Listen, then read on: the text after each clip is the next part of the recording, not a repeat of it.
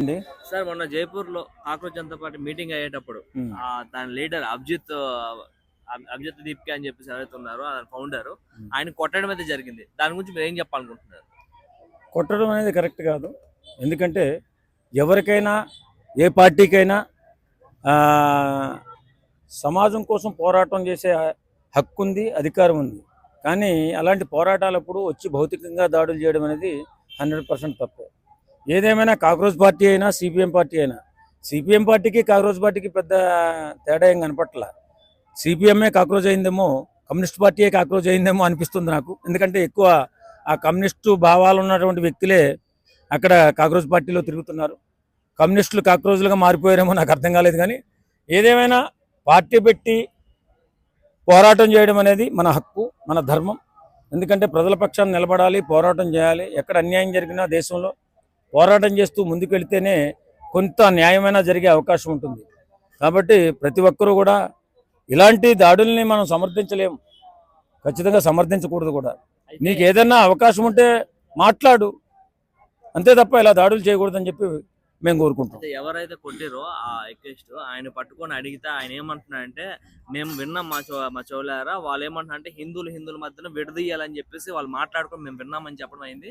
అయితే దానివల్ల మేము కొట్టడం జరిగిందని చెప్పి ఆయన చెప్తున్నారు. సో దానికోసం మన దేశ సాంప్రదాయాన్ని, సంస్కారాన్ని కూడా తక్కువ చేసి మాట్లాడడం కూడా జరుగుతుంది.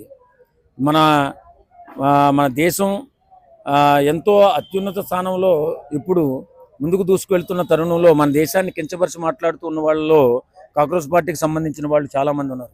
కాబట్టే మన దేశం పట్ల గౌరవం, బాధ్యత ఉన్న వాళ్ళు కొంతమంది ఇలాగే రియాక్ట్ అవుతారు.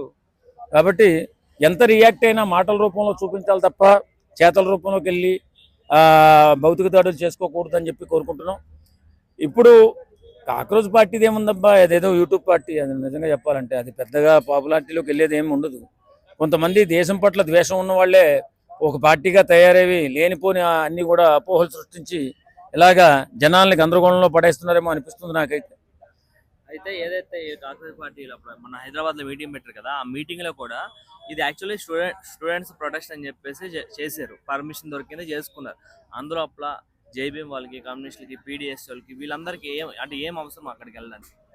కావాలని దేశాన్ని విచ్ఛిన్నం చేయాలి, దేశంలో జరుగుతున్నటువంటి అభివృద్ధిని ఆపాలనే ఆలోచనలో ఉంటాయి. ఇలాంటి దుర్మార్గమైన వ్యక్తులు వచ్చి ఇబ్బంది పెడుతున్నారు. కొన్ని ఏదేమైనా పోరాటం చేయడం మంచిదే, కానీ దేశాన్ని అస్థిరతపరిచే, దేశాన్ని ఇబ్బంది పెట్టే మాటలు మాట్లాడకుండా వాళ్ళు ప్రయాణం చేస్తే బాగుంటుంది. లేదు దేశాన్ని ఇబ్బంది పెట్టాలి, అస్థిరతపరచాలి, దేశ భద్రతని గందరగోళంలో పడేయాలనుకుంటే ఇలాగ ఇష్టం వచ్చినట్టుగా వీళ్ళు వచ్చేసి గందరగోళం చేస్తూ ఉంటారు. కాబట్టి వీళ్ళ గురించి పెద్దగా పట్టించుకోవాల్సిన అవసరం లేదు. దాని గురించి పాపులారిటీ కూడా, వాళ్ళ గురించి ఇన్ని మాటలు కూడా అవసరం లేదు. కాక్రోచ్ పార్టీ, కమ్యూనిస్ట్ పార్టీ రెండు ఒకటే.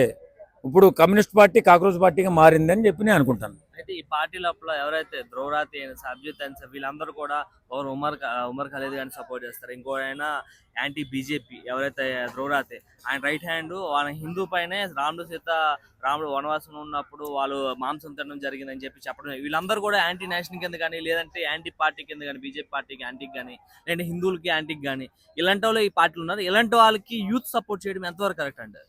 అంటే కొన్ని కారణాల వల్ల యూత్ సపోర్ట్ చేస్తూ ఉంటుంది. కొత్తకు రోత, పాతకు రోత, కొత్తకు వింత, పాతకు రోత, కొత్తకు వింత. వీళ్ళు ఏదో కాక్రోచ్ పార్టీ పెట్టింది, ఏదో ఉద్యమం చేస్తుంది, ఉపయోగపడుతుంది అని కొంచెం ఉద్రేకంలో చేస్తారు తప్ప భావజాలం తెలిసిన వాళ్ళు ఎవరు కూడా కాక్రోచ్ పార్టీకి సపోర్ట్ చేయరు. ఎందుకంటే దేశ వ్యతిరేకులంతా కలిపి ఒక మూకుమ్మడిగా ఏకమై మన దేశాన్ని అస్థిరతపరిచే భాగంలో చేస్తున్నటువంటి సంఘటనలు కనపడుతుంది. చాలామంది దుర్మార్గులు మతాలు అడ్డు పెట్టుకుని, జాతులను అడ్డు పెట్టుకుని బతికేటటువంటి వాళ్ళు ఈ కాక్రోచ్ పార్టీలో ఎక్కువగా ఉన్నారు. కాబట్టి ఇది ఎక్కువ కాలం మనకే అవకాశం లేదు. కాక్రోచ్ పార్టీ పతనం కొన్ని నెలల్లోనే అయిపోతుంది. అయితే అలానే అక్కడికి తులసి చంద్ అయినా సరే, కొంతమంది ఫేక్ జర్నలిస్టులు అని చెప్పాలా, మరి ఏమని చెప్పాలో నాకు తెలియట్లేదు. ఎందుకంటే వాటి పక్క ఏ విషయంలో అయినా సరే, ఇప్పుడు మొన్న ఆంధ్ర తెలంగాణ ఇష్యూ వచ్చినప్పుడు కానీ, లేదంటే ఇప్పుడు కాంగ్రెస్ జనతా పార్టీ ఇష్యూ వచ్చినప్పుడు వీళ్ళందరూ తరలించి వచ్చేస్తారు, డైరెక్ట్గా స్పాట్కి వచ్చేస్తారు. మొన్న ఇదే తెలంగాణలో ఖమ్మంలో అమ్మాయిని రేప్ జరిగితే ఆ స్పాట్కి కూడా ఎవరు రాలేదు. ఒకరి పేరు మనం చెప్పకూడదు. కొంతమంది ఈ మధ్యకాలంలో యూట్యూబర్స్ జర్నలిస్టులని పేరు చెప్పుకొని రిపోర్టర్లని పేరు చెప్పుకొని ఇష్టాన్రీతిగా చెలరేగిపోతున్నారు.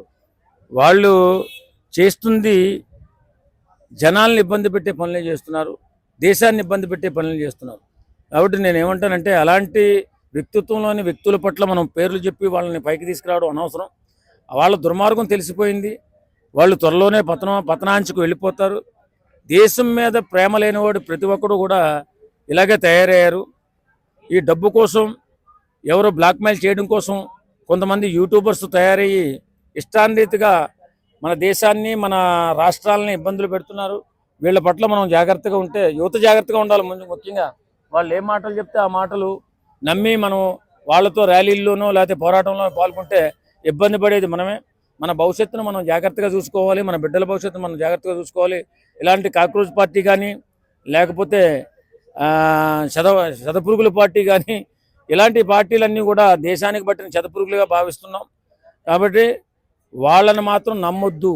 ఖచ్చితంగా దేశ గౌరవాన్ని నిలబెట్టాలంటే మన దేశం పట్ల బాధ్యతగా వ్యవహరించాలని మనస్ఫూర్తిగా కోరుకుంటున్నాను. Thank you.